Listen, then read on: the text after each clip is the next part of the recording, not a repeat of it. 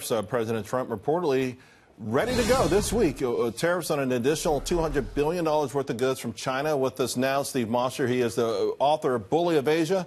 Steve, you say we'll never have a better opportunity to deal with China than we have right now.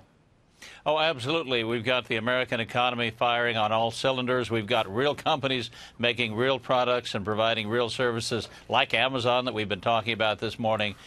China's economy is in one sense a house of cards. They have out-of-control government debt. They keep printing money. There's off-the-books debt, of course. And then there's the one-time privatization of private property, government property to private property in China. The government has, over the last 15 years, dispossessed about 80 million poor farmers, taking their land and selling it to private developers. That's something you can only do once. The only sector of the economy in China that really operates according to market principles is the export sector, and of course that's exactly what's being hit by the Trump tariffs. So I think the Chinese government's going to head to the negotiating table very quick and settle this thing before it goes too much further down the road. Well, Steve, let me hit you with all the economic purists hit me with. Okay. You must be against the American consumer and those cheaper goods. What do you say about that? Well, I'm against American companies being ripped off of their intellectual property. I'm against the theft of what the FBI estimates is $600 billion of intellectual property, everything from the latest fashion designs to the latest Hollywood movies by China. Steve? I'm against the trade barriers in China. China is the most ruthless practitioner. Right, but let me hit you with a couple more because I think the planet has ever seen.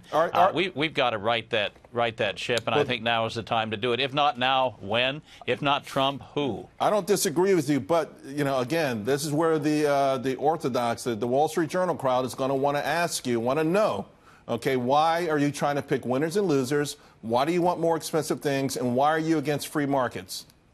Well, you know, I'm not against free markets. I think free markets work wonderfully.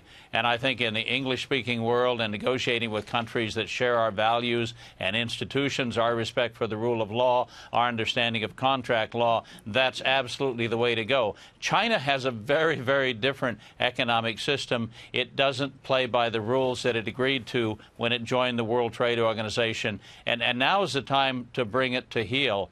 The Chinese economy is shakier than most people imagine, and the Chinese Communist Party is above all afraid of instability. Right. In 2010, they had 180,000 demonstrations by workers who weren't being paid, by farmers who had their land taken from them, and after that, the Chinese state did what it always does when threatened. It stopped publishing statistics. So there are hundreds of thousands of institutes of unrest in China. We got to leave it there. Thank you very much. Great stuff.